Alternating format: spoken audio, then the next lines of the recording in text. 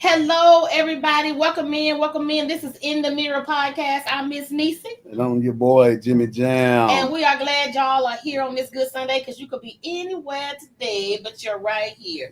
So, before we get into it, what's good, Jimmy? What Man, kind of weekend you had? it's been a good weekend. Went What to about- the prom. Shout out to Russell County High Oh. School. They had a nice prom last night. Me and the wife went to the prom. Okay. Then went to the movies. Felt like Okay. A little whole teenagers. day night. Okay. Woo. Y'all ain't up at the hotel. Never mind. That don't matter. Wait a minute. Woo. Thinking about the prom. Hey, Okay. you never know mind, how it never mind. is. Nah, we winded up back at the house. Well, that's good, that's I good. mean, it felt good to be out. That's It's been about good. 30, 40 some years since I seen a prom. Okay. But it ain't not much. So y'all time. got all fancied up and everything. I mean, I had a little Y'all ain't suit take on. prom pictures. Yeah, it's some prom Okay. pictures. Yeah, we didn't take like the regular pictures like Y'all like ain't the get in front of studio. the glitter. But we did took like on Some the phone. This song we put some on Facebook. Okay. That's So good. it was That's a good good. little night. It was a good little night. It's And good to it- see and the kids enjoying themselves and did not get out of hand or anything. Okay. So Do the people actually dance at prom? yeah. They was was dancing? dancing. They was dancing. Okay. Yeah, a lot. Not everybody, but the little group that danced, They got it in. they gonna have some Okay, memories. they came to party. They went to Yeah. party. Yeah, I remember one year I was in middle school. My sister took me to the prom long enough to take pictures to show my mama that we went. Because she just wanted to drive the car. She just she was just glad to have a car. So we showed up in prom to take pictures. Like we were there, and I was thinking we're gonna get the fruit punch and the cookie. She was like, "No, come on, let's go." I was like, "Let's go." Anyway, Man. So, yeah, it's good. Y'all had a good time. Then we went to see the movie Sinners. I went to see that this weekend too. What did you think about that? Oh, it had a good message. It showed you how how the music is. Mm-hmm. What the capabilities of music. What it can bring. The energy, the spirits that it can bring upon you. That's something that we've been talking about in my other circle. We've been talking about this for a long time. I want to say all the way back to 05. About how there's so many hidden messages in the music into worshiping the devil. It is. And that it's amazing how that devil told him to say, you woke me up, Sammy. Little Sammy. Yeah. And your music, woke me up. Yeah. You know what I'm saying? So I came for you. Right. Yeah. So it is but I think a lot of people don't understand what's really behind music and who is the cherubim angel of music. Right. So he is the mastermind of music. He is the music. Before anything was said and done, he was the first sound and the last sound. Which, I mean, you think about all of the hell we hear about in the music industry. Right. And everything people are doing in the industry to be in the industry, Right. to stay in the industry, to be successful in the Right. industry. It's a lot of devilment in it, for sure. Definitely. So it was pretty good. It was good. Yeah. So I'm glad we went and seen it. My weekend was kind of rough. I'm dealing with a respiratory thing, so if y'all hear me coughing, I had a respiratory thing going on, and then I had some other stuff going on, but we bounced back. Okay. That's what we built to do. Okay. Resilience. So what's the word for today? So what we talking about today? Today, you know what? Dating. Is it possible to date while seeking God? Because now we all hear the story, or we all know, some of us know firsthand that the dating pool is full of people.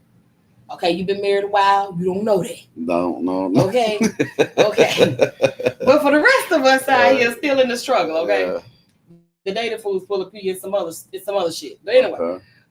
So the thing is that, is it possible to date while seeking God? Because trying to find somebody that you're compatible with is hard enough. But then to find somebody that you're compatible with when you're in a place in your life where you're seeking God, like you want to be inside the will of God, not outside the will of God, where you want to try to live right, make some changes, and think. I mean, it's kind of like if I'm trying to eat better and eat clean, and I'm with somebody who's not trying to do that, that's kind of hard because right, definitely. You know what I'm saying? So same thing with the whole dating thing and seeking God. I mean, I know they even created a what's that website for people? Christian Mingling. Christian Mingle. Yeah. A Christian Mingle. They got a black Christian Mingle. Something like that. And I hear even over there, it's a bunch of trash, a whole bunch of putting on going on. I wouldn't know, I ain't been on it, but that's what I was talking about. That's the unfortunate thing about when you're dealing with people, period. You know, you're gonna find more of the bullshit than you will the real people. Yeah. You know, because it's so much on a broader just BS. You know, and people just full of it nowadays because you know everybody has a personal agenda. You know, and it's always about money. Yeah. And recognition. You know what I'm saying? So people want to be recognized. People want to be almost like people want to be worshipped. Oof. You know what I'm saying? To some people. But here I am thinking people hard. Just want to be loved. Look at me. It is some people out there, and that's the catch. You know, finding the people that want to be loved, and you want to be a person to love. That's right. The catch, and that it's rare. You know, it's rare. I think it's always been rare. You know, because it's hard because you got so many people. Just say the ratio of women. You know, and men. You know, they say the ratio was for every one man is 10 women. Right. Is that I don't know. Right? I don't know if that's or 8 our city, but the ratio. The ratio. There's more women to men, right? Which is said to they say comes from the high incarceration rate, and right, and homosexuality, right, right, and the man that already married, that's already taken off the board. Right. So, what's crazy is that as a single person, a person on a single scene, what you quickly realize is that the single men don't shoot their shot. They don't. And I in part blame women for that because when men in person, I'm gonna say in person, men don't shoot their shot. Now via the internet, Facebook, more men will do it that way because if they're rejected, no one was there to see it, no one was there to hear it. You know what I'm saying? They don't like it, they can cut the conversation off, But right. I think that fear of rejection is why a lot of men don't shoot their shot in person. Yeah.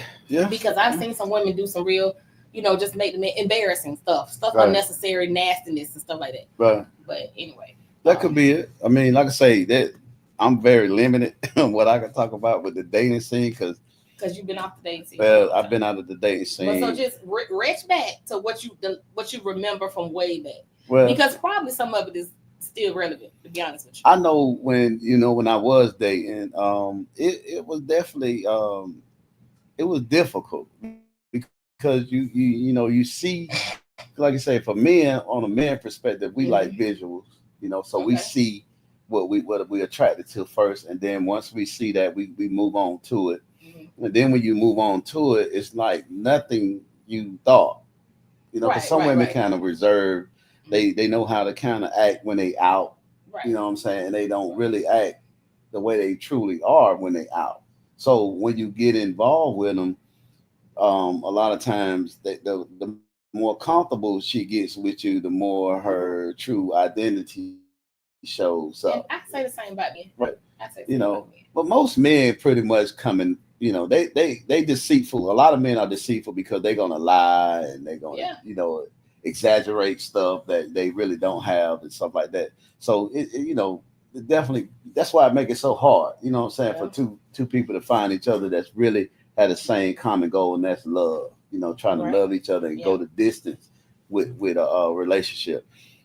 Fortunately, I've been in long relationships. I've been in 2 marriages, and both of them have been pretty lengthy.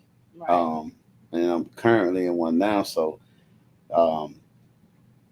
I just I could say I'm blessed, I guess. I don't. Yeah, because see, dating, and then there's the thing about dating. I don't feel like people understand dating. There's levels to this shit. Right.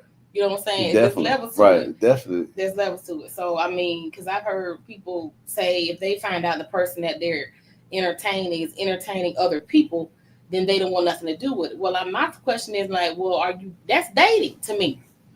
Yeah. Nobody said now to go get in the book everywhere. That's not what I'm saying. You know what I'm saying? Mm-hmm. That's not what I'm saying. But what I am saying is that dating means that you are entertaining more than one person at a time and narrowing it down to the person who best fits you. Right. To me, that's dating. And then if you are amongst the people who are dating someone, then you have the right to step up at some point and say, hey, you know what? I really like you. I enjoy your company, your time, blah, blah, blah, blah. And I'd like to focus on just you and I. So I would like for us to date exclusive. At which point this person is telling you they're not going to see other people. They're asking you to not see other people so you can focus on what they have going on between them. Right. Right. Okay. So now you done leveled up. To me, that's when you level up one. Right. See, when I was dating, I didn't know anything about that word exclusive. It's just everywhere. Yeah.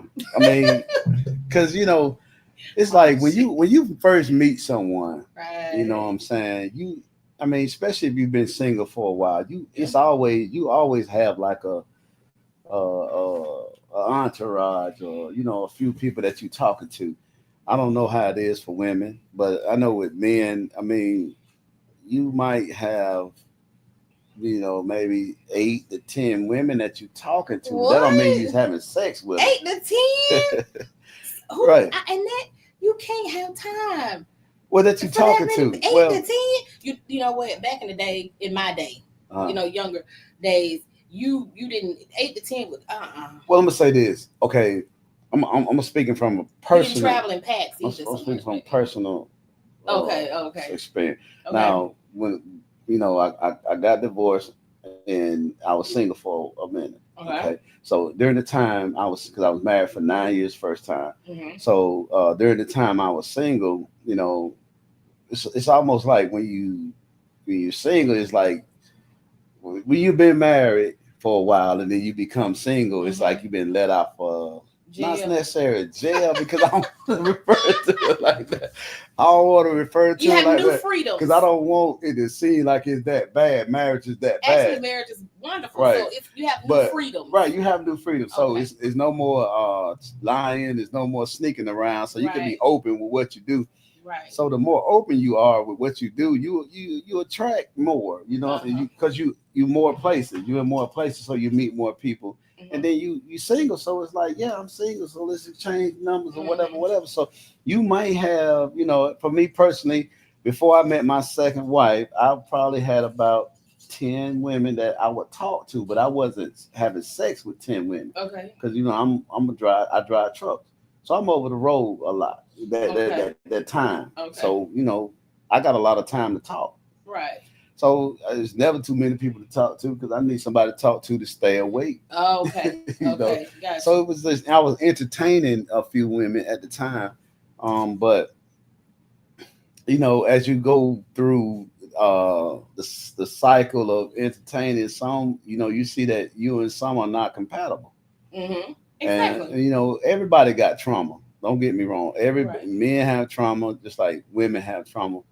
But as you start dating women, you can tell the trauma that they have, and a lot of women trauma is too overbearing.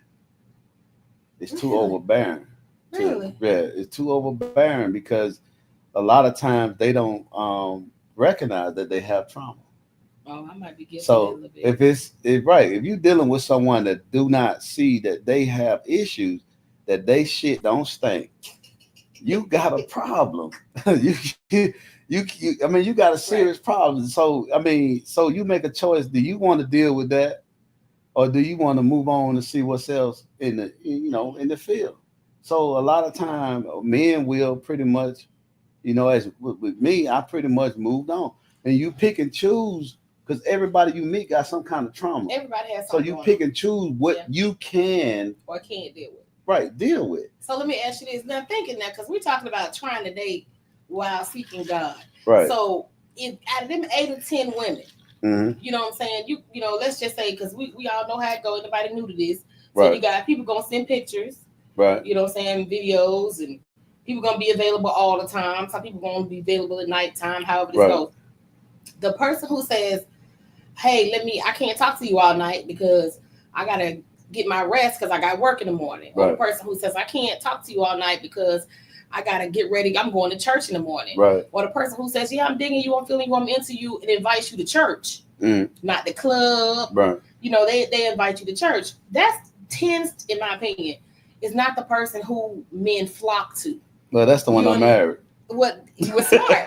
You were smart. You were smart. You got a good wife. You were smart. Right. That's the one I married. Right. But men who ain't really looking to get married, they just looking to date. They just trying to see how much fun they can have. They not chasing a woman that's chasing God. But some which almost like makes it impossible. Right. Exactly. I can see how, you know, it can be difficult for women.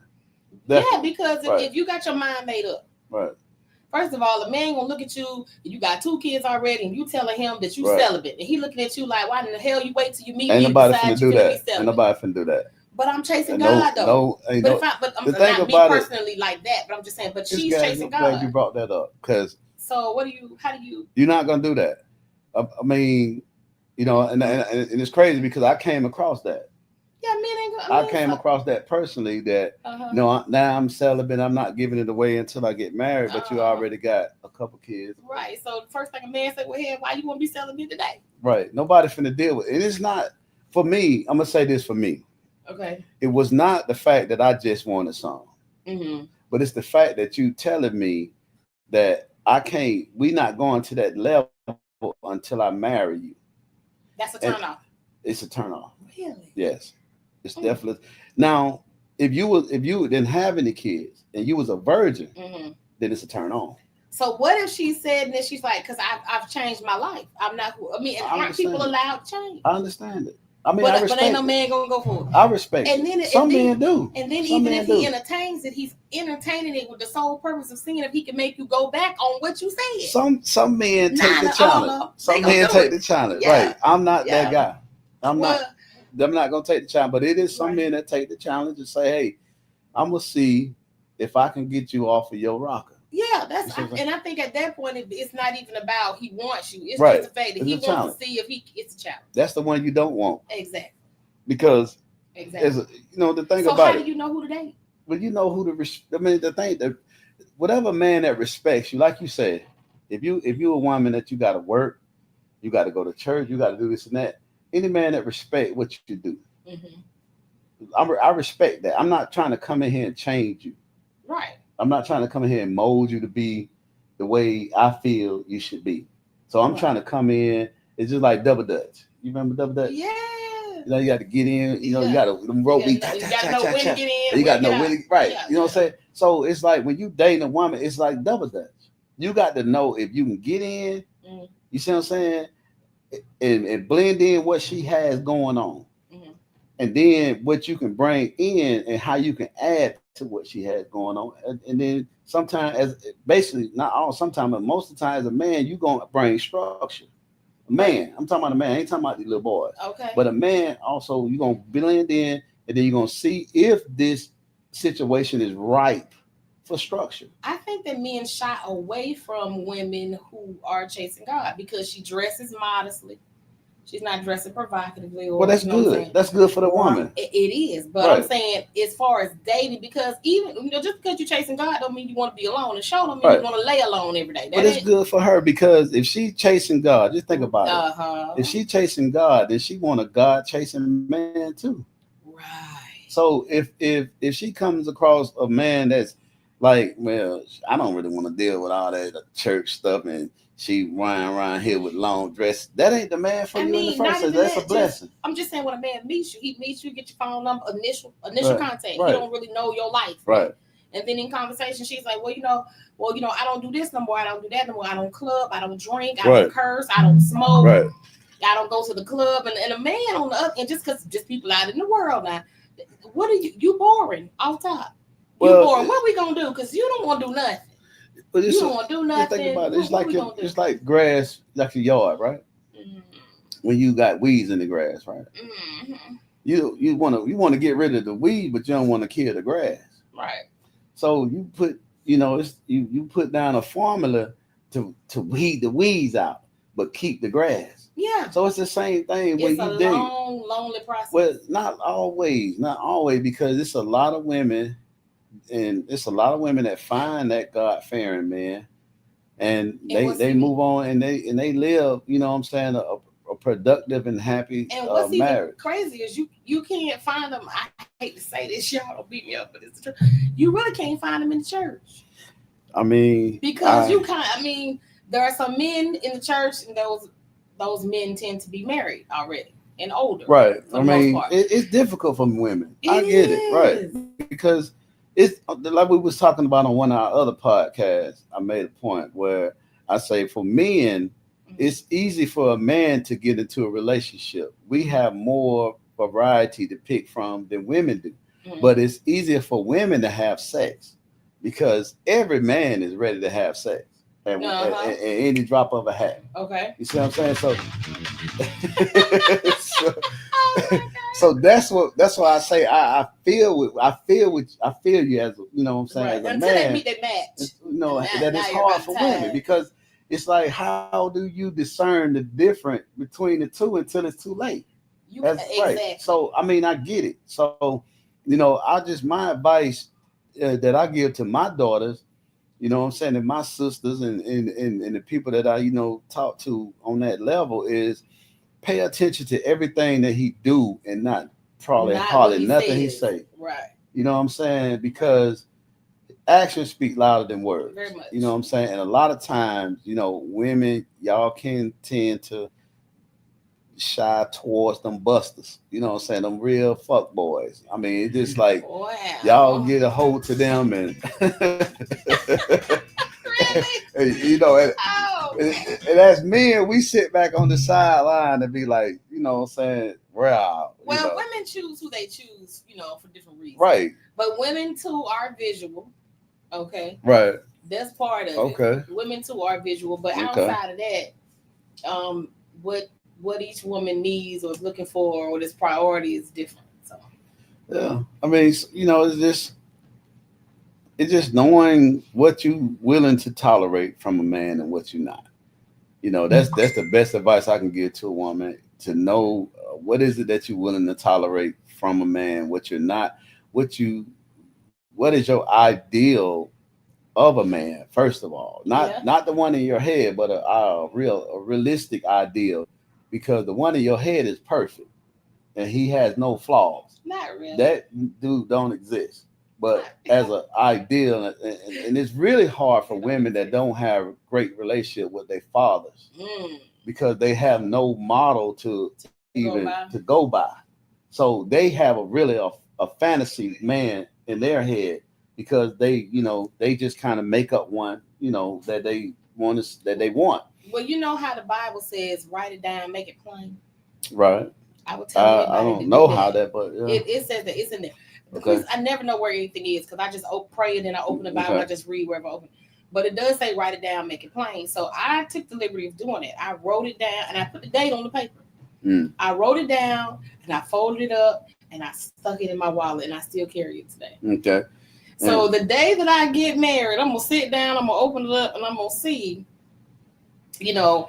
But the thing about it was this. I also came to a place with this and I said, you know what? I said, well, God, I know what I want, but give me what I need. Right. You see what I'm saying? Because a lot of times people will say I have a type, and then I found myself in love with somebody who was not at all the type that I had in my head. Right. Didn't fit the type that I had in my head. You see what I'm saying?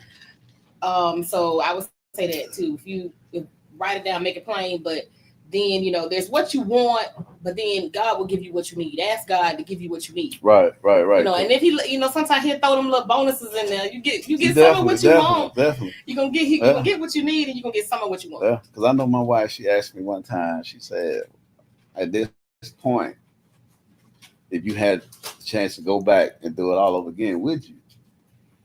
And I, you know, and I answered, I said, you know, I'm breathing, so I know you ain't saying that crazy. I know you ain't saying that crazy. You know, I mean, I said to her, I say, you know, God knows what we need.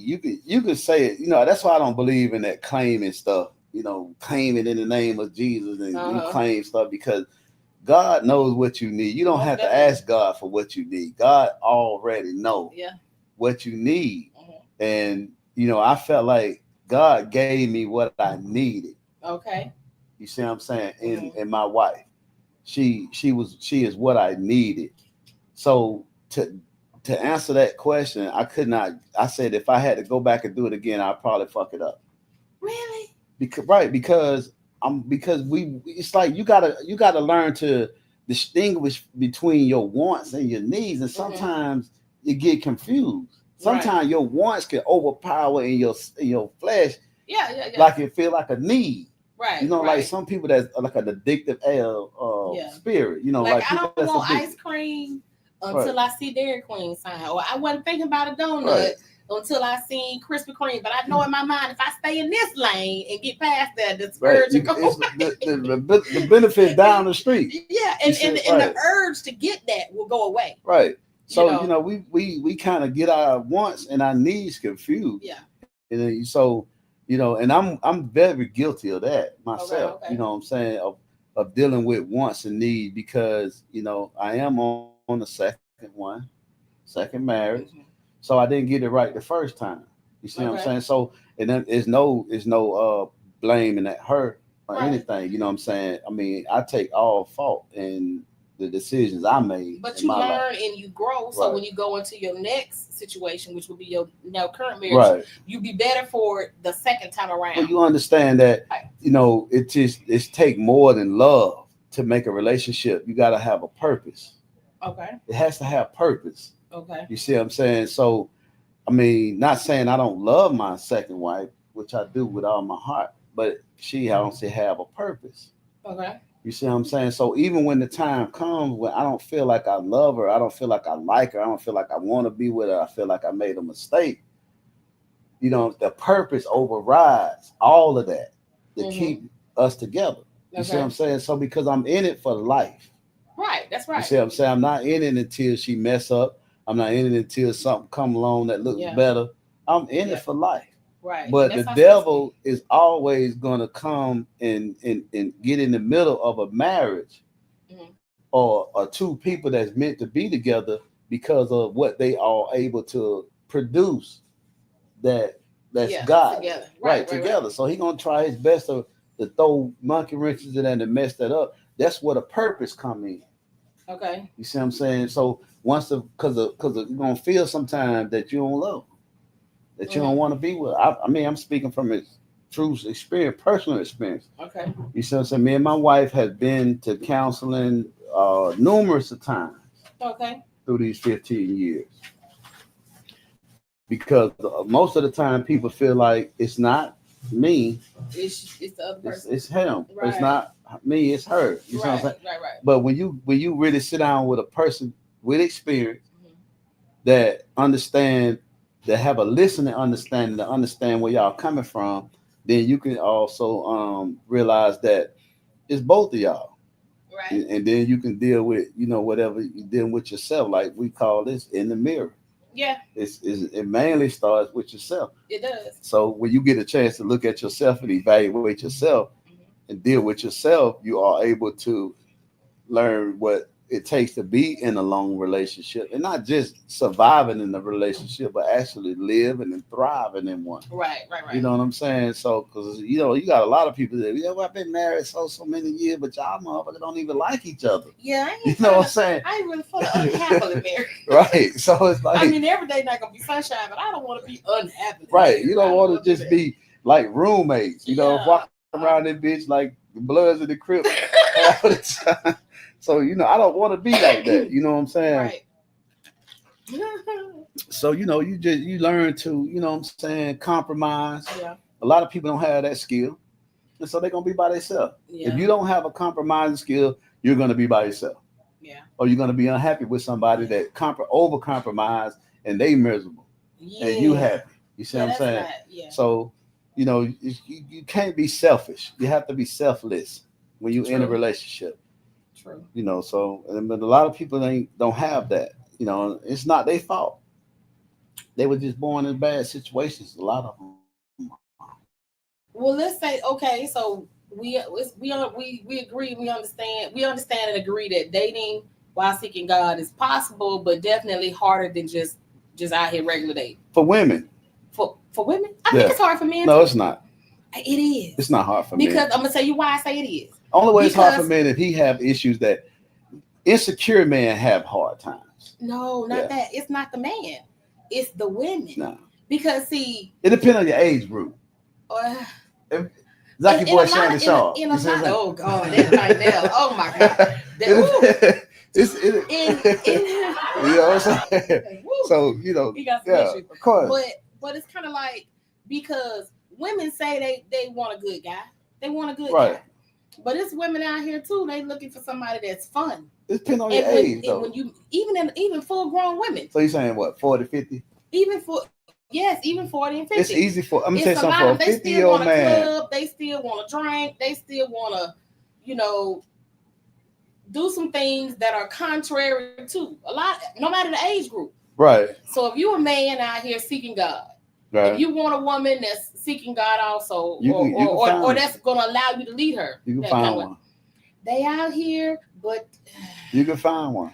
But is she gonna be? She wants you. Technically, she wants that. Right. But she also kind of missed that Mr. Wrong. But she ain't seeking God then. That don't mean she's seeking God. She human. She want a Bible toting thug.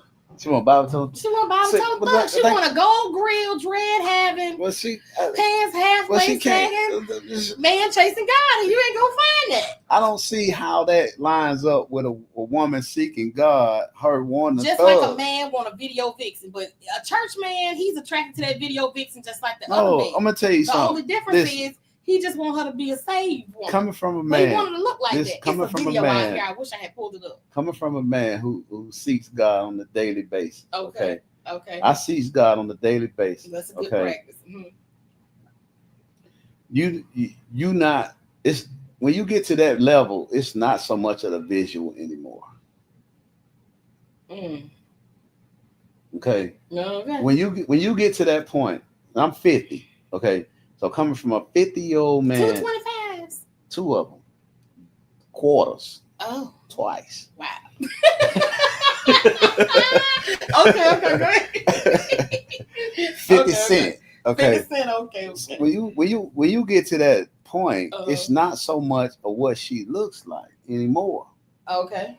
Because now you realize you done been through life, and you realize that it's all about her purpose, how she sees life. What about that 36-year-old man or the 27-year-old man? I mean, one thing when you 26, 27, it's definitely visual.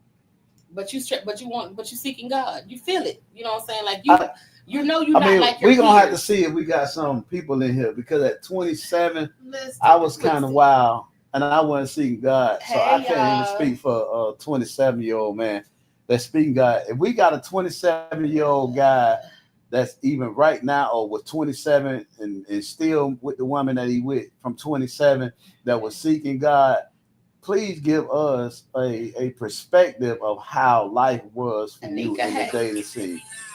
Him, he was 27 seeking God. So I can't speak on that area, because when I was 27, I was married. You see what I'm saying? Okay. I was still married. So okay, and there's a lot of people who would frown on that, which is what's crazy to me. Would frown on what? Would frown on somebody that young being married, because oh man, I mean, I'm gonna tell you, people do, and I think that's crazy, but it just depends on how you was raised, though. You know what I'm saying? Because I was raised, like I said, I was raised with a mom, dad.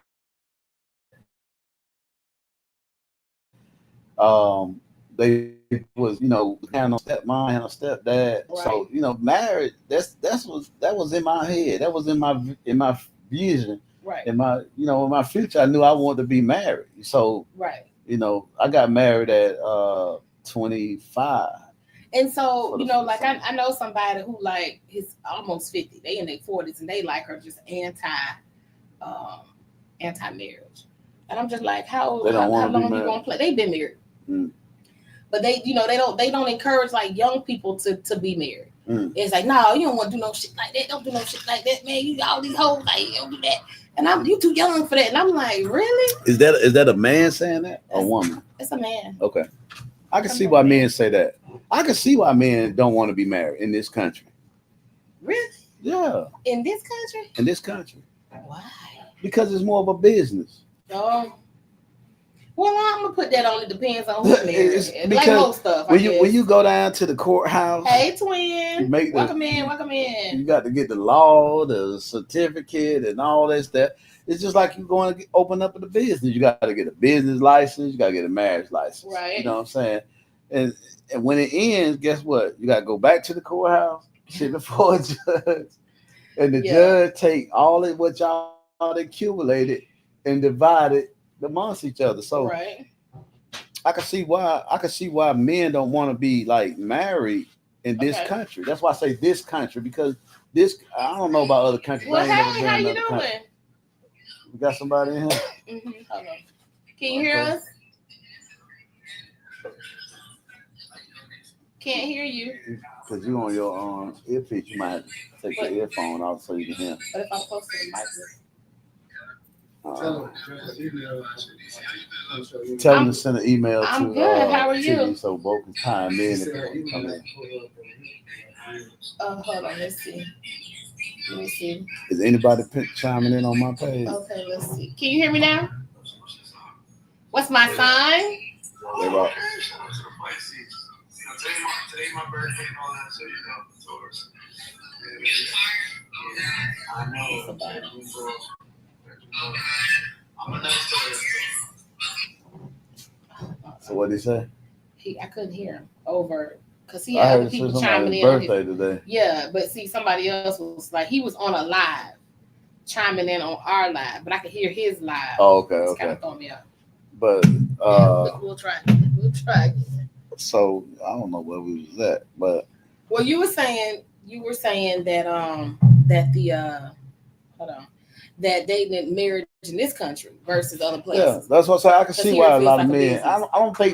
I really don't think the black men don't like black women as on a multitude that we make it think it is. I think it's more of the laws and how the laws are set up. You know what I'm saying? To where when a man get married in this country, especially if he coming in with a lot. If he coming in with a lot. He didn't got his bag up. He didn't got his you know what I'm saying, his priorities and stuff in check.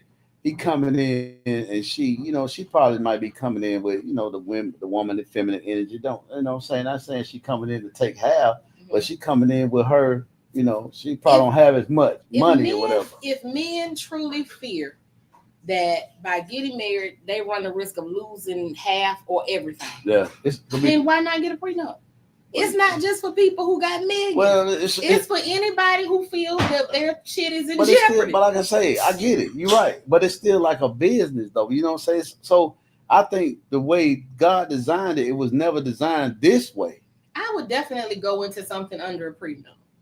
Well, I would do it I would do it with no hesitation. I mean, you got to have some money. But you talking about a nigga that make $20 an hour. Well, see, he might be making $20 an hour in 2020, but he might be the millionaire in 2025. Now you don't know what tomorrow brings. You got a point. So and if you fear somebody taking away just the basic stuff you have, then I say get a prenup. I say don't cry about what somebody gonna take from you. Just get you a prenup so you feel protected and you can live your best life. Hey, that's an you know what I'm saying? Alternative. Now, if I needed it with the full understanding that I have to leave here with what I came with. You know what I'm saying? Anything we've created together will be 50-50 under a prenup. Right. Unless you get caught cheating. Now, if you cheat, it all belong to me. So that would be an incentive not to cheat. If you find yourself don't want me no more, I would suggest you get to the divorce office and get divorcing. Because if you cheat, everything, and I do mean everything belongs to me. As a man that's been married twice. I've been married twice. And I pray to God that, this your last marriage. This it. Okay, that's smart. I go to the grave with this one. But if just something happens and we decide that, hey, this is enough. I'm not gonna say, I'm old enough to say what I never do. I ain't gonna never say it. I don't really feel that I will get married again. Okay. but not saying that I don't feel like, because I don't want to be with a bunch of women. You know what I'm saying? I just need one. And nowadays, the I way just the need one. STD rate is, don't nobody want to be with no bunch. I just don't want to deal with all that. A bunch of folks I don't want to deal with all that different trauma, different types of trauma with different women. Okay. I mean, I'm Big Cap. Shout out to Big Cap. Yeah. You know what I'm saying? The boy Mo and Porter, Right. shout out to y'all boy right there. Y'all had a Right. show on the other night. They was talking about something in that area. I just feel like y'all that polygamy. The polygamy. Right. Oh yeah, I witnessed the polygamy. Right. You know what I'm saying? I have to side with Mo on that. I'm with Mo on that. Mo was anti, and I'm like, I'm like, exactly. Yeah. I don't want no 2-3 damn women. I just don't. Give me one. He pulled the thoughts right out my head, but right. He said, I can't share nobody I love. I can't do it. And I was sitting there like, me either. I ain't got time. Sharing is not caring in that situation. I couldn't do it. That's for people who don't love each other, in my opinion. My job takes up enough of my time trying to get this money. Right. Support these children and everything. Family, right. These children. And I don't want to be dealing with 2 women. I just need one good one, one decent one. She got to be perfect, just decent. And then my thing was this too. If it takes, I think when you do poly, you're choosing quantity over quality. Well, if it takes 3, 4, 5, 6, 7, 8 women to equal up to one woman that I'm gonna say this. Now. I'm speaking for right now at 50. Okay. Now you talking to the 25-year-old Jimmy. Oh God. I probably need about 3. That's what you shopping. Or with Neo 4. At 25. I just feel like it should take all that. Well, you can say that because you're a woman, but you don't have the same testosterone that a 25-year-old man. True, has. but the young women now are like, I got a whole team. Sis, get you a team. You need a team. I can't. The thing about it I'm unable. The thing about it with women is when y'all get married, a lot of y'all, not all, okay, just don't jump on me. Okay. Okay.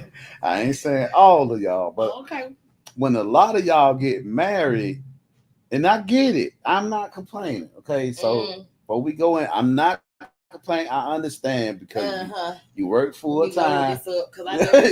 You work full time. You know what I'm saying? You got the kids, and most of the responsibility of the kids always fall on the woman. Right. I get it. Okay. So, but at the same time, it does not change the man testosterone and his sex drive. And so a lot of times, when you get married and you start your life, you got your kids, that sexual drive that you once had before the children, it dies away. It goes away. It kind of limits. But the man's sex drive never, it doesn't diminish. It doesn't diminish. Okay. So, a lot of times you still, we talking about a 25-year-old now, okay? Yeah, we still at 25. Okay. Okay. So a lot of times that will diminish at times, for the woman because she got a lot. I get it. You know what I'm saying? But so at that point, I can understand a polygamy relationship. I hope I'm saying it right. I can understand that because most of the time it's just sex with the other woman. And if you don't have to go outside and sneak, it's not adultery. That's what people don't really understand. As long as everybody in agreement, it's not adultery. Okay. So I can see how, that can be a thing, at that time. I'm just saying, speaking from where I'm at now, at a 50, right, with what I have, my energy that I have, the energy that I have, and what I'm saying, the task that I have, because I have a very busy schedule. Okay. I don't want that. I would not want that. You would want. And they, women's sex drive actually picks up. Not all of them. It depends on it depends on the career they have. Well, I mean that matters too. I mean, even down to the woman who's a stay-at-home wife. You know what I'm saying? Right. Even down to the woman who's a stay-at-home wife who doesn't have a job, she has to punch clock at. I just think that A lot of it is the man. What? Your drive. A lot of it is the man. What about the man? Come on, talk to me. You sound like you're biting on your tongue a little bit, Doc. A lot of it is the man. Because, see, if a man makes you feel, if he makes you feel good, he makes you feel sexy, he makes you feel wanted, he makes you feel like he's paying you attention, then you care more about it. You have to care more about it that way. You see what I'm saying? Like, all that. Yeah. You know what I'm saying? You're gonna get that. You're gonna care more about it. Yeah. So, and then you have the kids that come into play, because whereas we could be all over the house, now we got to be quiet, or we got to wait till this one go to bed and hope this one don't come knocking at the door. You know, you got all those interruptions, but without all of that, I can see some of the comments now. Adonis, what's up, Adonis? Boy, Adonis, he said, "Man, I'm just like women." I ain't mean to cut you off. No, you're good. You're good. I want to hear. But I did want to get him on his recognition, because it was 32 minutes ago. He probably caught out. He said, "Men are just like women. They both have stable meaning and a number of options. Men/women does not mean you're sleeping with all of them." Right. Jimmy, you say, Jimmy, you preaching. Speak on counseling professional, not your friend. That would co-sign behavior. Also, Adonis said, prenup is a must. Not everyone is in agreement with that. Sometimes prenup is also to protect inheritance, generational asset. Yeah. Amen, my brother. You so right about that. I'm not against definitely right about that. If the average man feels like what he has now or may obtain in the future, is right. Up for grabs, then I say get the prenup. So it's basically we just need more education on marriage. Because a lot of men are in fear of that. J-Rock Knight, honor for women in marriage. That's why father swore on his daughter's honor. All right. Okay. And you gotta have but staying with it though. A lot of times the man has a huge impact on that. Right. On that, for real. Like, what were you saying is on the man? If he helps her, like if she got a lot going on because she got her own job and she got to have things in the house. But if he's helping her with some of that, you're right. You know what I'm saying? He takes a little bit of that off of her plate, then really he's just freeing her up for himself. You get what I'm saying? You're right. That I think that's part of it that helps. And so I think that's what a lot of men miss out of. And being attentive. Oh, she always got a bonnet on. Oh, she don't ever have this on. Oh, she'll never put no clothes on. But she don't feel like you looking at her. Right. But if you let her know that you looking, that you paying attention, you know what I'm saying? Then she's gonna want that attention from you. So she's gonna do that thing to keep that attention coming. Right. But I think men lose that. It gets lost in translation somewhere. I don't know. Well, I mean, or just call on the phone and be like, "Look, I don't care what you got going on. Don't do nothing. Yeah. Don't worry about none of that. Don't worry about none of that, baby. Don't worry about none of that." I mean, I just think as men, we ought to lead. We ought to lead by example. You know what I'm saying? I think men forget to deposit into their women. And that's good energy. If you could deposit that good energy into your woman, I really truly believe true women. I mean, for some women, you can't give them enough. Right. I mean, you can give everything, and they still want more. Right. Yeah. They still want more. It's not enough. But the women that you're talking about, the God-seeking women. Yeah. The truly seeking God women, not just using God to get their personal ambitions off or whatever, or get favor by man, but truly seeking God women. When you give them that, what you're saying, you know what I'm saying, that extra, that helping hand, that acknowledgement, that it doesn't make a difference. That protection, women definitely, I do know that for a fact. Women definitely have to feel protected with their man. Yeah. That definitely is something that is a turn on. You tired of seeing her go to bed and that damn move, go buy some sexy put on. Right. You know what I'm saying? Go buy some sexy put on. I mean, it's all about compromise. It's definitely if you can compromise, I think if both people can compromise, I think you can have a fruitful relationship, a good relationship, not just one that y'all existing in, but one that y'all actually living and thriving and striving in, and really, still loving on each other. Yeah. You're gonna have some hard times. You know what I'm saying? That's every relationship. You're gonna have some tough days. Anybody that's been married for a period of 10 years or better, or shoot, they say the first 7 years be the worst years. I heard the first 5. If you make it the first 5, you know. Nowadays, most you can identify that you've been time where you probably looked up a couple of divorce lawyers. Yeah. They be like, this shit is over. I'm ready to go. He won't put his toilet seat down. Out. Definitely, but you know what I'm saying. But at the end of the day, you know what I'm saying. You know, like I say, you know, I love my wife with all my heart. You know what I'm saying. Right. I don't really see life without her. And that's I don't want to be without her. Good. You know what I'm saying. Nothing in this world that I want to do with her not being included. Oh, you know what I'm saying. And that's how it's supposed to be. Yeah, J-Rock Knight said Mary fumbled the ball all the time. Mary was there for Jesus in his time of need when we need each other.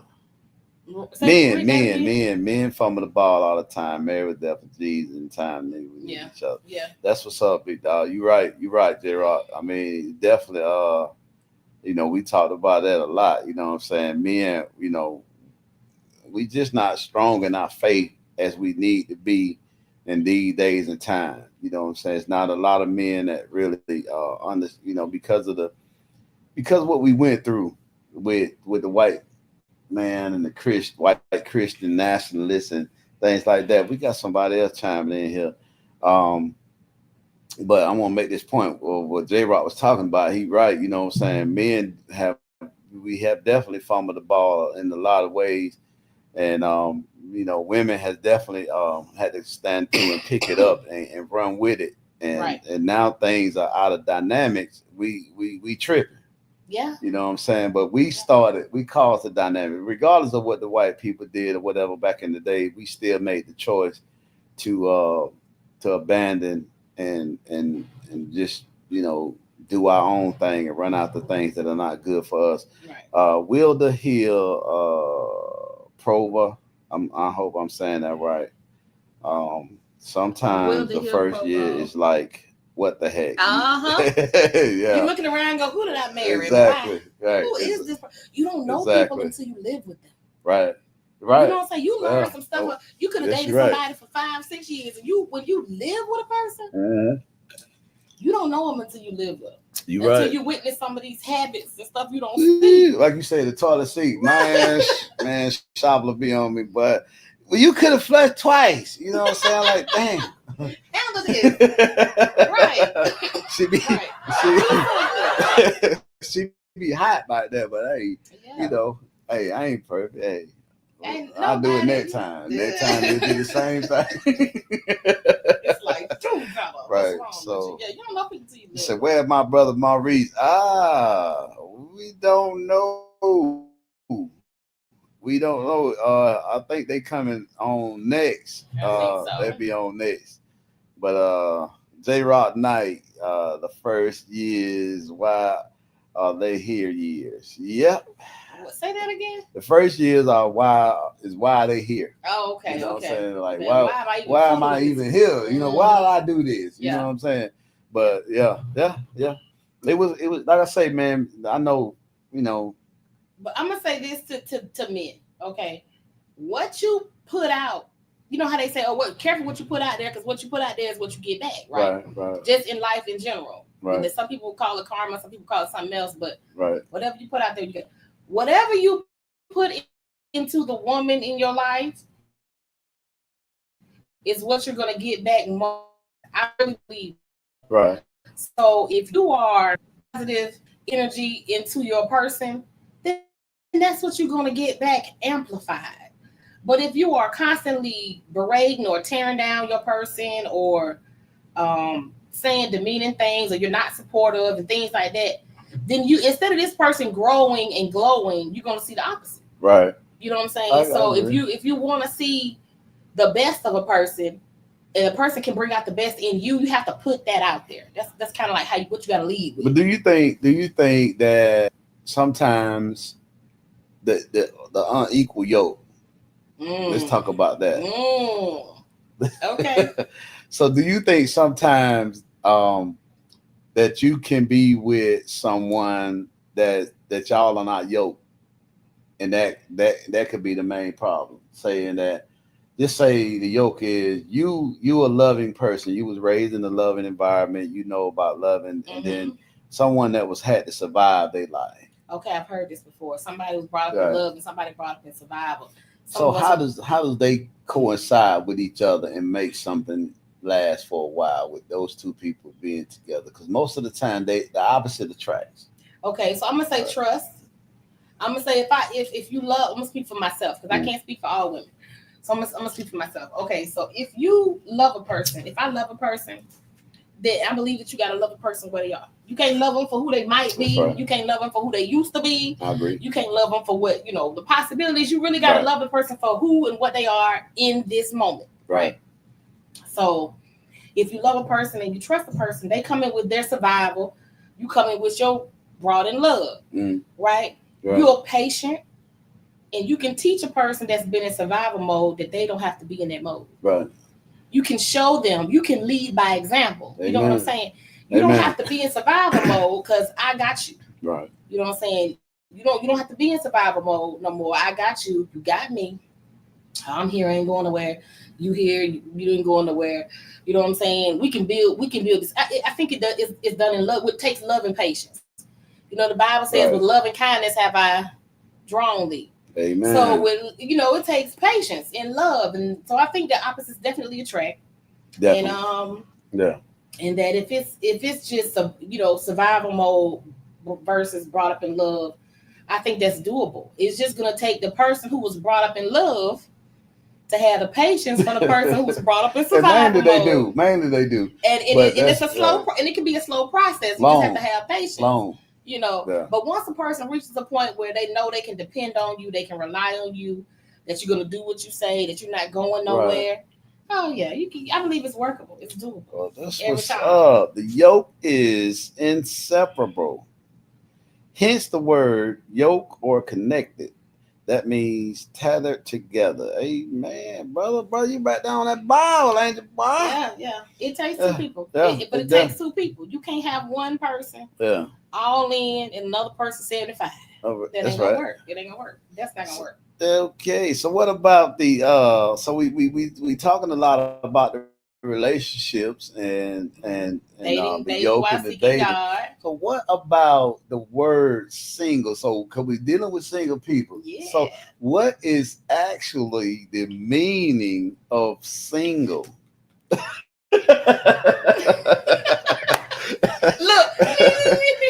So you ready? So what is actually the meaning? Because it's levels of singleness, right? It's levels to okay. So we're gonna let you break it down to me, as well as the people, and we have another comment by Wilda. So Wilda said, "This is why counseling is important before marriage." Amen, sister. Okay. You showed right. Individual as well as couple before marriage. Many topics are not talked about until there's an issue. You are so right. You are so right. Yes, definitely. She need a round of applause. Hey, give her applause, boy. Right. She hit one on there. Hey,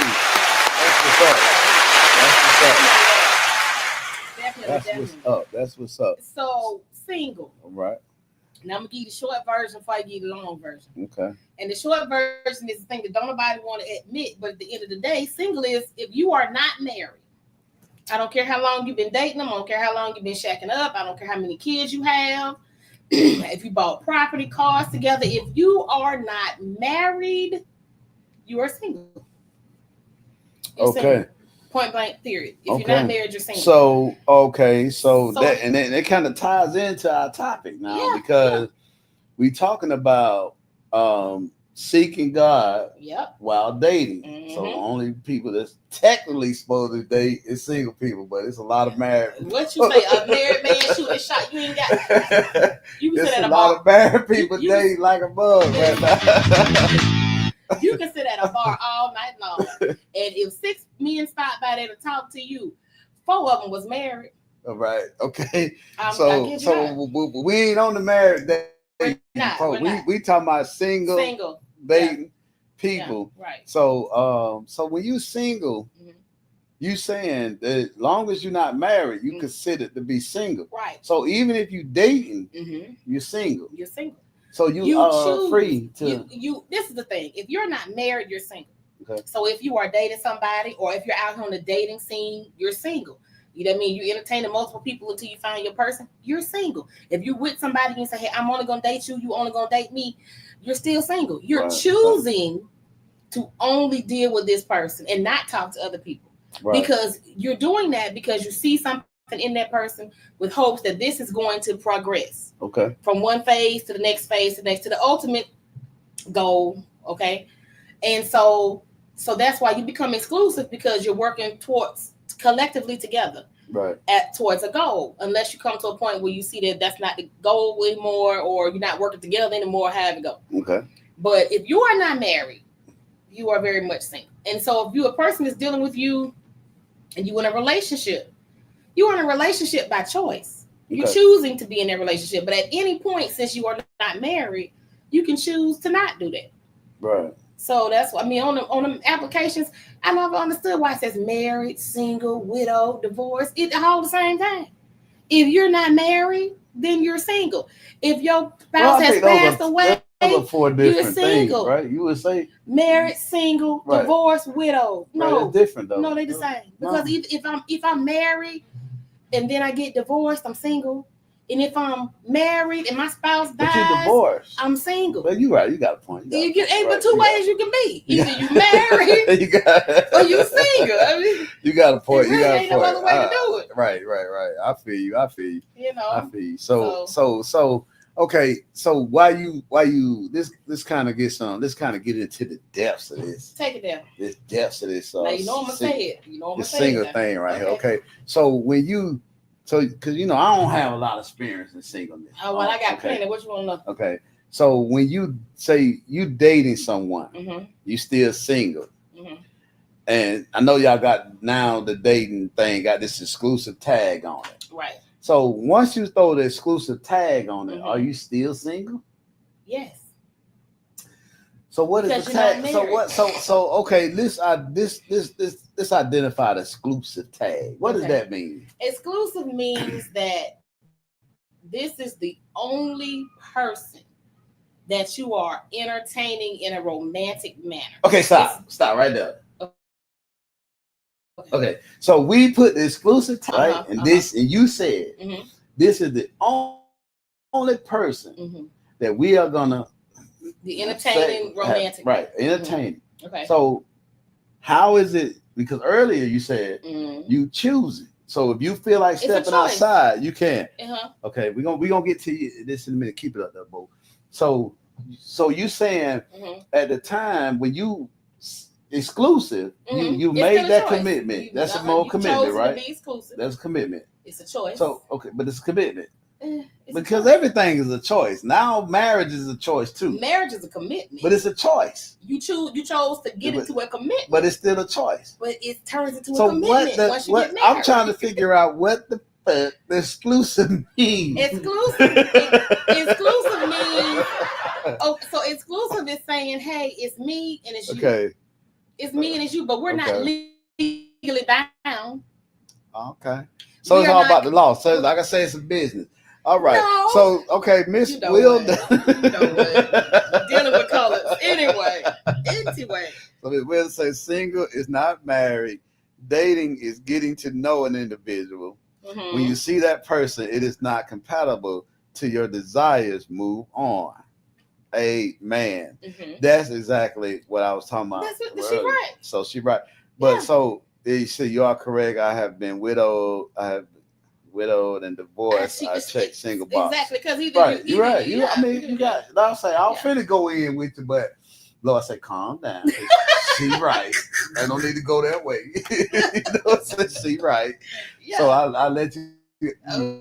Right. You're right. But it is. Okay. I mean, dating exclusive is a choice. We'll decide I'm single till I say I do. That's right. Now I can be committed. I can be in a committed relationship, but single. Because it's a choice. Okay. So I can say, hey, I want to address what she's saying, what you saying. Okay. I need some clarity. I don't understand. So you're in a committed relationship. So what does it mean to be single? Okay, single means you still have the option. So is it commitment? See, I would say commitment. It's a so choice. The law has to keep you No. The law keeps you faithful? No. Because first of all, I believe you carry yourself like you may. If you're in an exclusive relationship, you're carrying yourself as though you already are married. Because you don't just get married and start doing the right thing. Okay. That's something you practice. It's part of your life. But you're still single. But technically you are single. Okay. And you know what I'm saying? Tell her to drop her email. She said she want to be on the show. Okay, Wilder, can you drop your email? Then Bo will tie you in. We can definitely tie you in. We definitely would love to hear from you. Yeah. So just drop your email to on the same thing that you're doing right now. Just drop that email. Yeah. And Bo will tie you in. So I need to be on that show. I can type fast. I can't type fast enough. Hey, we want you on here, baby. Yeah, come on. So no, because this is got me excited. Because I'm learning something. Because I'm, But it's a choice. Being exclusive is a choice. It's like, okay, I really care for this person, or I'm in love with this person, and this is the person that I want. Okay. Right. Okay. So I'm gonna be exclusive to this person. I'm not gonna entertain anybody else. You know what I'm saying, or even entertain wrong conversations, because I have decided, or I believe that this is my person. So doing your exclusiveness, right? Mm-hmm. I'm still single. Somebody walk up to you, Mr. Debonair. Where you at? He come up on you. Okay. What's up, baby? Mm-hmm. You single? I say, well, I am, but I'm dating somebody. Okay. So and then he go further and say, so well, you're not married, so. Then I say, but I'm married, but I am dating somebody. So that means that while I'm exclusive, okay, all right. I'll just think that clarity. Yeah. Okay, I've had to do that. I get it. I've had to do that. I had somebody that inbox me and say, hey, how you doing? Pleasantries, blah blah. And then they said, are you single? And I said, not at the moment. Were you married? No, I was dating somebody. Come on now, wait a minute. You got me confused now. Cause you say you were single. You're not single until you're married, and you're married till you're single. Right. Okay, so what I was relaying to him was that I said, at the moment, I'm dating somebody. Okay. Meaning I'm not married. Like, are you single? Yes. But you're not available. Yeah, it's like, are you single? Okay. Yes, but I'm dating somebody. Okay. Meaning that I'm not married. No, I'm not married, but I am dating somebody right now, which means I'm available. Yeah. Right. Okay. Hey. Yeah, you can't get it. Yeah. So I mean, you make. Now the danger in that is, and I was telling a friend of mine this the other day, who was he's really crazy about this woman he'd been seeing, dating, talking to, whatever you want to call it. And he's like, friend, I believe this could be she could be the one. So let me ask you something. Have you come to that woman and said, and asked her if she would date you exclusively? And he's like, no, I ain't even thought about that. I said, didn't this woman tell you she's out here dating? He said, yeah, she, they had met, and she was like, well, I'm dating like multiple people. Then he said, and I said, well, have you come to the woman and told her that, you really feeling her like that? You think it might be something between y'all and y'all need to be exclusive? I hadn't thought about it. I said, so are you waiting for somebody else to do? Let's see that. I said, if you don't want nobody else to scoop this, you're eating that. I mean, all them folks. You said it. Let's go get rid of all these folks that's hanging around. Okay. You know what I'm saying? If she's really interested in you, she'll get rid of all these folks that's hanging around. She'll focus on you. Right. Will the Hill said, I have wife qualities, but I am not married. Until God sends me a husband down here, God is my husband. Amen. So I carry myself accordingly. Thank you. Now, let me ask you this, because I have been argued down about this. I tell them, I say, I'm a wife when he finds me. I become his wife when he marries me, but I'm a wife when he finds me. That's a big deal. Yeah. They just hate to hear me say that. But I believe that you're a wife already. You got wife qualities, right? You know how to carry yourself, blah, blah, blah, all that good stuff. You may be wife. So you a wife already. You're not a wife until you have a husband, though. Well, the Bible keeps saying that the Lord is my husband. I ain't see that.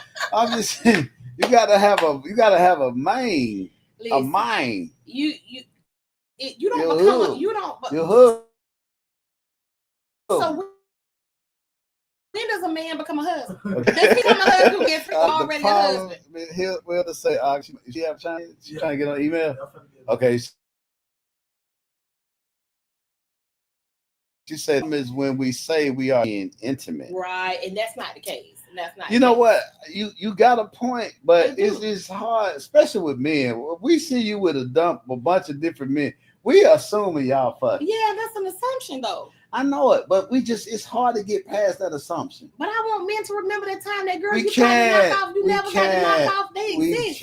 We can't. Oh my God. We can't. Oh I mean, you could want it, but we just can't. We just can't. When we see you on a date with this guy, and then you see on the date with that guy, and you might not be, having sex with that guy, but we just see it like he with you. If you dating he had to drop you off somewhere. If you dating somebody you don't want to see with nobody else, you need to say you want to be exclusive. Because if you don't want to be exclusive, then carry on with it. Take your emotions with you. I get it, but we humans. I mean, y'all need to do better. Tell me check your email. Check your email. Check your email, Wilder. Check your email. Check your email. Yeah. But I mean, I hear you, but it's just. I mean, me. I don't know how much time we got. And especially the people that I run with, if we see you with a couple different guys, we gonna stamp you a whore. Yeah, that's wrong though. And she was out with your boy this week. Now she's out with this week. All right. Hey, hi, how are you? I am wonderful. The topic was very interesting. We can't hear her. We can't hear you. You can't hear me. Hold on.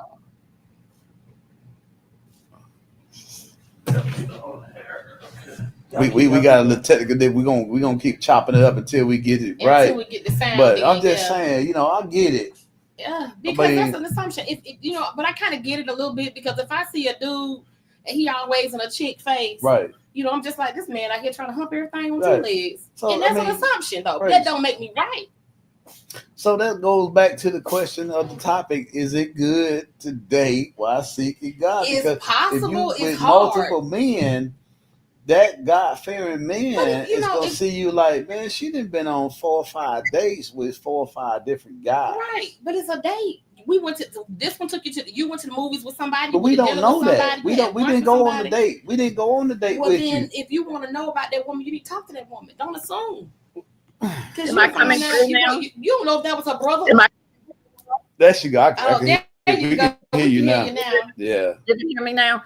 Let me pick it back up. So you go ahead and get the flow. We dating is just what it is. Dating, getting to know an individual. That does not mean that they are intimate together. That's dating. Right. It's getting to know one another. And like I said earlier, if that person is not meeting what your desired partner is, then you move on. Now, for the gentlemen or women, however it goes, that feel like that you must be sleeping with everybody, that's their mindset. Have that conversation, or if you think that's the type of person, leave her alone. Why are you being bothered with her? If you took the time to date her, you would see what she was about. She's not about the physical, she's about the mental and where you're going in life, and if the two of you can be together on that journey.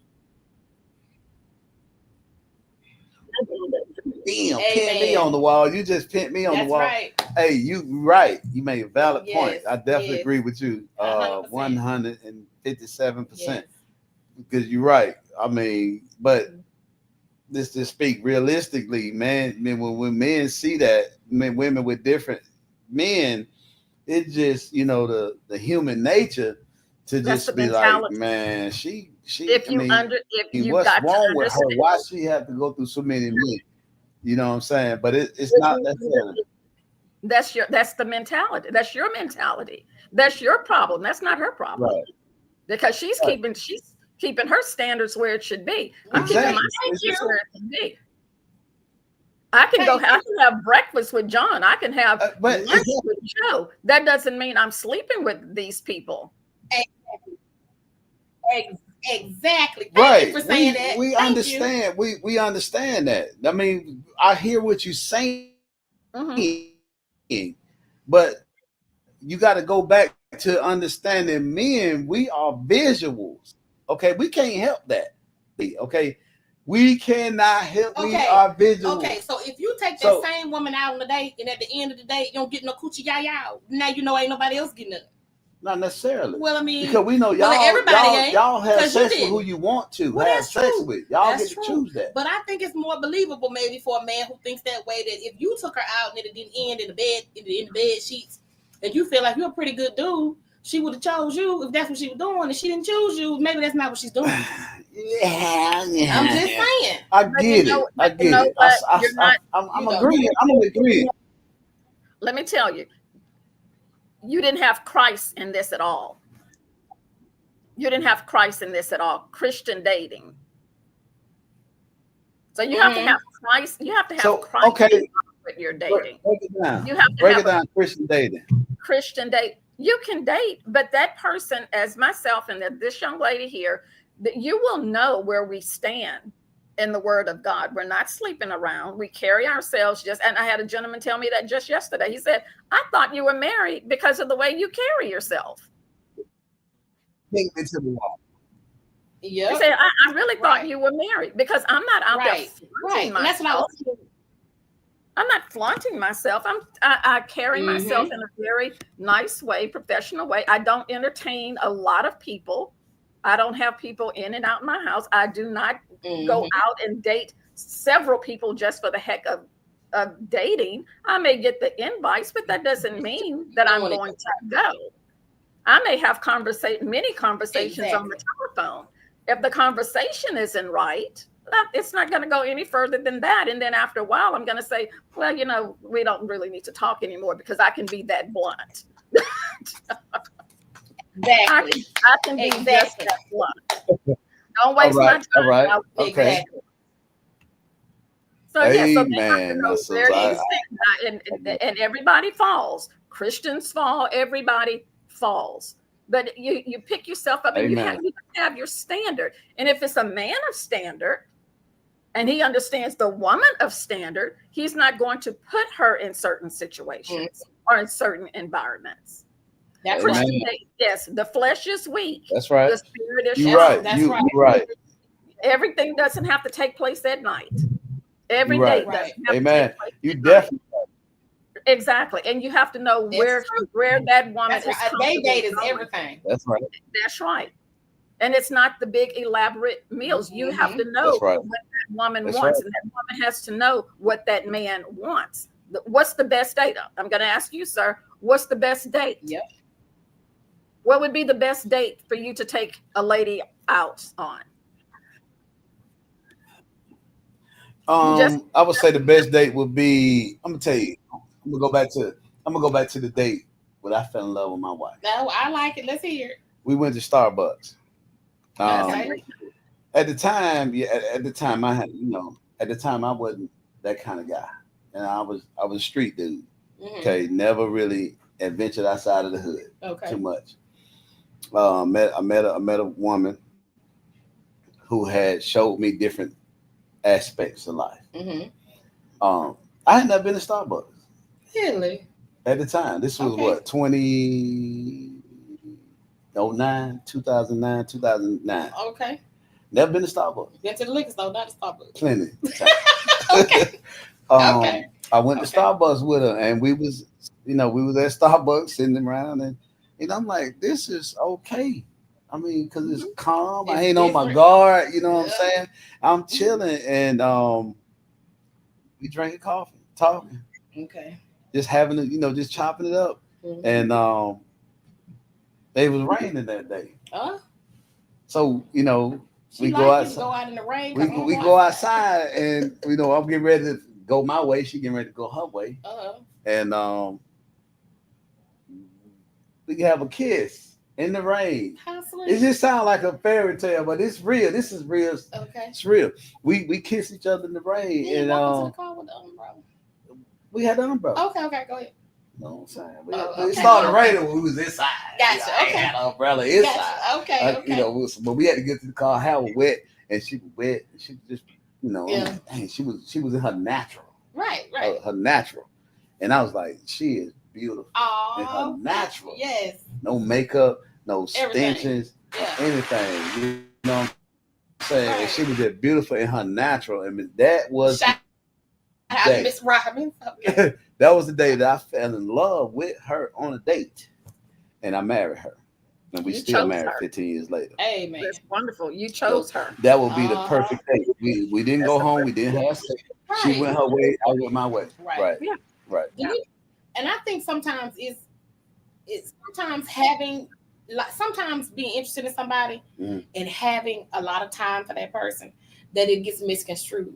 Right. That you don't have nothing else to do, nowhere else to be. Right. And it no longer looks like you're choosing them to spend your time with because you constantly make time. Right. And I think people will get it misunderstood and it kind of loses value to some people because this person is always available. Right. Okay. I think sometimes people misconstrue that. It's like they don't have nothing else to do, and that's not true. They're choosing you. They're choosing to spend their time with you. Right. Yeah. I know somebody sent me a text message today and asked me, it's not on this page. I got another page. I want to make sure that I get it correct. I don't know what other phone. So let me ask you this, Wilder, too, while Jimmy's trying to figure that out. He had made the statement that, it's hard for Christian men seeking women. It's just as hard as when the women are seeking men. And I don't think it is. I don't think it is. But what do you think? I think for women it's harder because you got to weed out the bull. You got to spend some time to weed out the mess. But men kind of just, I don't think they have to do as much as we have to do. It's difficulty on both ends. It's equal. Just it's the same on both sides. It's because we talk about the men and we can say what they do or don't do. Women out there doing the same thing. Women out there running game. They're looking to see what this guy has. Yeah. Their intentions may not be That's true. honorable as they may seem to be, just like the guy. That's just human. That's just in the nature of people sometimes until you grow in the Lord, right? Grow, develop, have that wisdom. That's just that game plan. So it's the same on both ends. I've experienced it being, single, dating, and I'm thinking this is not who this person portrayed themselves to be 6 months ago. Yeah. And they may have felt the same way about me, but we don't see ourselves that way. But to me, I felt like I portrayed myself in a decent way, and then to turn around and I can't go into detail about it, but been like the word is to be played. In other words, to be played. So that's but it goes both ways. Right. And the dating with intent. Go ahead. So go ahead, Jim. I just want to ask Ms. Wilder. So do you think do the women have it harder than men when it come down to dating? Do women have it rougher than men? I don't think it's rougher. I don't. I don't think it's rougher. It just takes, when you're desiring, I'm not going to say looking, because when you're desiring that person, you have to write down what those desires are. Mm-hmm. You have to have your boundaries. Mm-hmm. And are you right. What's the deal breakers? Because we have to have flexibility because we can't just clone the person that we want. Because God does give us free will, and we have to give that person free will how they maneuver in a relationship as well. It could be going great for us, but it may be something within us that guy doesn't like. But that's where the communication comes in, and a lot of times it's failed communication. But to say that women have it more difficult than men, I don't see it. I think it's different. I think that we do. Okay, I think we and do then, have like, a little okay, hard. tell me That's how. because I feel like men misrepresent, and then people say, "Oh, I'm dating with purpose." You need to ask these people exactly what is the purpose, because some people's purpose is not the same as the other person's purpose. And so we hear people say, "Well, I'm dating with purpose," and when we think we're automatically on the same page, but that has proven to be not the case. So I think that we have it a little harder because men will come in and tell you what you want, what they think you want to hear. And they present themselves in a way to get what they want. And then once they have conquered that, you get a different side of that person. So that's why I feel like for women, it's just a little harder than it is for the men. Don't some women do the same thing? Don't some women? I mean, yes. Okay. I think they do, but I don't think that women coming in for money. I think it's kind of a lot of the times with women and men, it's about money. And I think that that's kind of they don't get by as long because it's from money from the go. From the go, it's about what you can give me, where you can take me, where I'm willing to go, where I'm not willing to go. Like they had this whole silly list on online about places, no Cheesecake Factory, no Applebee's, And if you got somebody who's talking to that like that, it's not hard to pick out in the beginning that they're here for the money. Versus a man talking to a woman, he's gonna present as somebody who's they're gonna be helpful, they're gonna be dependable, you can trust me, I'm here if you need me, kind of stuff. And then but it's all a lie. It's all a lie until they get you to a place of comfort and trusting where they can get what they want from you, and then the truth comes out. And at this point, now it's too late. But women that are in it for money or in it for clout, they can't. It's obvious. If a man is paying attention, if he's not just blinded by what looks good to him, it's not hard to see. I can't. It's not hard to see. I wouldn't say that's not. That's not. So that's not true. What part? I mean, because I think I'm right. So tell me what part. So I mean, if you for a man, if you with a woman that's in it for the money, you don't quite know that off the rip because she gives you all that you seek. What does that even mean? The attention. She's affectionate. She's intimate. Is she? Right. Yeah. Of course. Oh, okay. She's all of that. She's gonna do all of that. She's gonna play the whole fantasy. It's just almost like I heard one of these podcasts, man, say you get the best sex from a prostitute. Oh my God. Because she plays the part. Mm.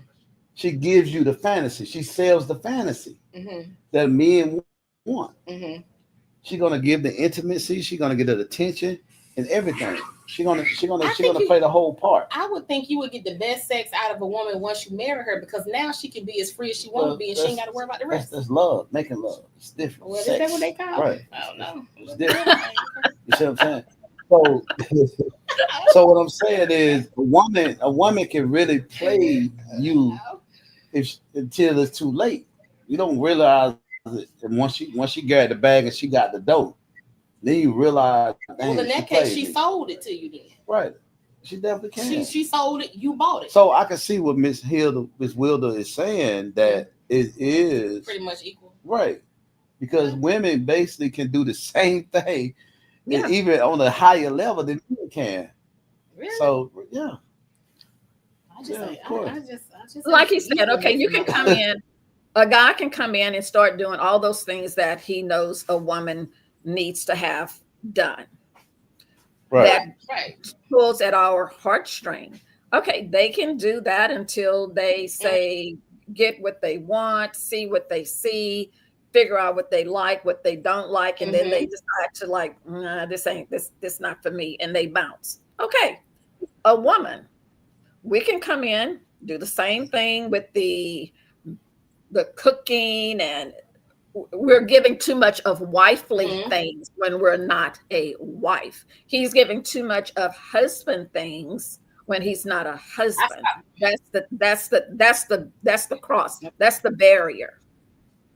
That's the barrier. Right. Because we're wanting to show that person what they're gonna get if they choose me. If they choose me, this is what you're gonna get because this is who I am. But if he's not doing the things that I feel like he needs to do, I'm gonna back off doing what I'm doing. So see, it's the same. You come to a point. and then you go separate ways because now he's not fulfilling your expectations. She's not fulfilling or keeping up with those expectations that was put out there in the beginning. See, that's a whole nother topic there because you're giving too much too soon. That's love bombing, Right. I think. Yeah, I've been guilty of that. I've been guilty of doing the most just because it's who I am. And I've been guilty of doing just Exactly. But- I feel you. but I had to when I realized that I had to curtail that some. So Mhm. I still show who I am, but I not everything. Not everything. You know what I'm saying? They'll get a glimpse of this and a glimpse of that. But I was that person. I'm a cook, I'm a clean, I'm a redecorate, I'm a do everything. Everything. Just because of who you are. You know what I'm saying? Right. Hey, I'm going to anticipate your need because that's who I am. Yeah. But then Before you again, need it. we think Exactly. that we're going to get that in return. But then again, that person may not have that quality. And that's a communication issue that say, I do this because I anticipate you might need this, but I'm not saying it's reciprocated. When I'm saying Exactly. Oh my God. Yeah, when I tell you I drive for my job, but not one time do you say, let me check your oil, let me check your tires, the things that are most important to me. So it really does take conversation instead of thinking this person's going to read my mind, and he should know that weekly I do oil check, tire check, car wash, and all of that. But I know you have to eat. So when I cook, I invite you over to eat. So it's kind of like tug of war. So we do too much. So it goes back to, like I said, just pay attention to what they do. Yeah. Too much to what they say. Right. Pay attention to what a man does, because what I'm telling you about what a man does. When a man loves something, he takes care of it. He's gonna take care. He's gonna make sure that it's right. Right. He's gonna take care of it. So when a man really loves and cares about his woman, he's gonna make sure that she's very well taken care of. That's true. And it's not gonna be something that has to be forced. That just comes with his nature. It's just natural. Right. That's his nature. You're looking at like you said, you're looking at the car. You make sure the oil straight. You making sure the tire straight. I know every time I walk up in the yard, anytime I pull up in the yard, trash. Yes. Like I dread trash day. The fact that I have to take the trash out the house, into the trash can, take the trash can down to the street, and then pull the trash. I hate that day like something I can't explain. Yeah. So I pay attention. I'm just saying. I mean, that's one of the things that I could definitely would appreciate in a man who takes the damn gone trash out. Yeah, anyway. I mean, most like say men's gonna make sure they take care of their cars. Yeah. You know what I'm saying? You take your car to the shop, if you get meet that a oil man, change on it. You know what I'm saying? You're gonna make sure she's straight as well as take care of yourself. One thing you can tell about a man, if he take care of himself, you see what I'm saying? If he don't take care of himself, he will take care of you. He's not gonna take care of you. He can't because he don't have that habit. Yeah. He don't have those type of qualities. Right. So if a man is not tending to his own self-being, then he definitely can't tend to a woman. Right. Exactly. So you got a man that don't go to the doctor, don't go to the dentist, just don't tend to his own self-well-being. Right. He definitely can't tend to you. So you definitely have to watch what you're dealing with. So and all those things that come together and look good and sound good, but we cannot continue until we have prayed about this, because things can look good. And let me tell you, Satan has so much patience. See, God has to talk to us about patience, faith, and patience. Yes. Satan has more patience. Right. And he can, everything can look picture perfect, as they say. But the minute you say I do, you realize Satan has his angels or his imps they're assigned to your marriage to break up your marriage.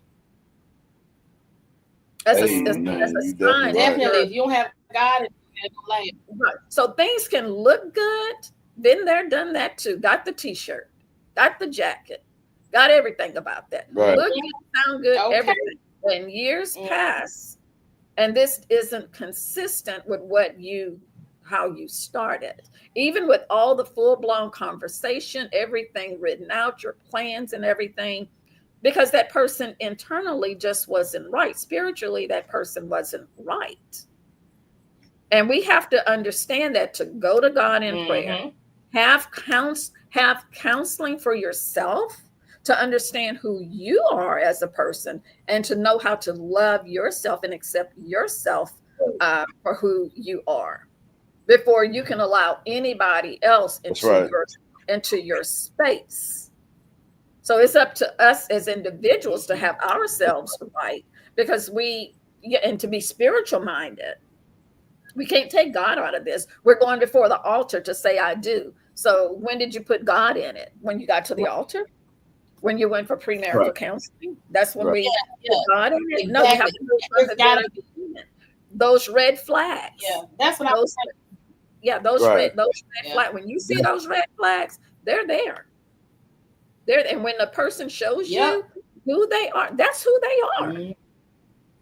That's who they are. And I can turn that mirror on myself, or allow somebody to turn that mirror on me, because no one is perfect. So I may have done something that I don't know about because nobody said, okay, well, tell me. So if you saw a red flag in me, well, why did you walk to the altar with me? You should have said, I see some red flags, I can't deal with this, and be gone. But we have to get it right from the beginning. This is a commitment for life. You got to know. I heard TD Jakes say this one time. You better know the definition of somebody else's till death do us part. What is your death? Right. I've known people to get married, and after the woman has had babies and gained weight, and he's like, I don't want a fat woman. I don't want nobody over 120 pounds, and divorced them. Right. That was his death. Crazy. People that get sick. That was crazy. What happened to the bowels? Couldn't take it. That was his death to you part. Now, I've heard Steve Harvey, which I don't agree with a whole lot of stuff. He says, death do you part. Well, that was death. The way they treated, that was death. Okay, that was your death. That wasn't God's death. I believe God meant physical death. Now, he allowed divorce I believe because of the hardness of our hearts. He allowed divorce, but that wasn't the intention when marriage came on the scene. So we have to start from the beginning. Right. And the beginning is with us, looking at that person in the mirror. Who am I? At this point in my life, who am I? What have I grown? Who have I grown to be? What is my relationship now with the Lord? Where do I stand on my own, and not looking for someone to take care of me, but we come together as a team. Marriage is a team. That's a team. That's partnership. Right. That's partnership. You can't have a business with two partners, but you don't communicate about finances, about children, about the home, about responsibilities. And you have to know within yourself what you're willing to do and what you're not willing to do. And if you are not willing to do those things, then marriage is not for you at the moment. It's still some work you have to do on yourself. And we go through different stages in life. I'm a senior, so it's different things that I may not deal with now as I would have dealt with or did deal with in my 30s or 40s. But at this age, there are things that I'm not going to deal with. Right. Miss Wilda, I'm so glad for you coming on here today. Thank you. You're welcome. For coming on. You have spoken. You had some really great input. Yeah. I'm so glad you came on today. And we would love to have you back as much as you like. Yes. Definitely has spoken wisdom, and you definitely spoke the whole mission of this show. Yeah. And that's why we call it In the Mirror. That's the name of the podcast, is In the Mirror, because we definitely understand that everything starts in the mirror. It definitely every does. problem, every issue, and everything, solutions. every decision you've made, all the repercussions, everything that you've done in your life, it pretty much start as your adult life. It pretty much start in the mirror. So that is definitely the name, and we base that off that. That's what we all about. Just drawing people to understand that, you know, most of the time that when you have any type of issues, look in the mirror. And when you get in the mirror, you can change your life. You can't change the world, but you can change your world. That's right. You can change your world. That's right. That's what we're striving on right there. Changing your own world. When you change your world, the world around you will automatically change. Facts. So, in conclusion, we're gonna wrap this up. This has been a great show. We have been so delighted to have you, Miss Wilder. Yeah. And you have put so much wisdom on us and knowledge on us that we just I just got goosebumps all over me. Hey, look, I found my tribe. So this has been awesome. Miss Lisa, you got something you want to? Yeah, I want to tell everybody who tuned in. Thank you for tuning in. We appreciate all the comments and all the interaction. We're glad you're here. You could have been anywhere. You're here, and we're glad you're here. And we hope to see you again Sunday. We'll be back on Sunday. Please tune in, check in, interact. Go on YouTube. If you're not on YouTube, you can find us on YouTube. What's the YouTube channel? The Bo Network. Bo Network. The Bo Network on YouTube. You can find us. I want to shout out the J Spot before we leave. I want to shout out Big Cap. Also, y'all check out those podcasts as well. And we'll tell everybody have a great rest of your day. And thank you for checking in with us. Who the hell? Miss Wilder, do you want to close out with anything? I just want to say thank you for inviting me. This is my first time being on a live, so I'm excited about that. Really? I'm excited. It won't be my last. Really? You got a master. Yeah. I'll jump in. That's why I was like, where's my brother? I don't see him on there anywhere. Yeah, we part of the umbrella. It's three of us under this umbrella. Okay. You got Big Cap, you got In the Mirror, and then you got J Spot. All that's on the Bo Network. Yeah. You know I'll definitely look for you guys. Bo got to run the show. That's right. Great. Yeah. Okay. Have a good rest of your day. Right. Thank you so much. Bye-bye. And bye, everybody. All right.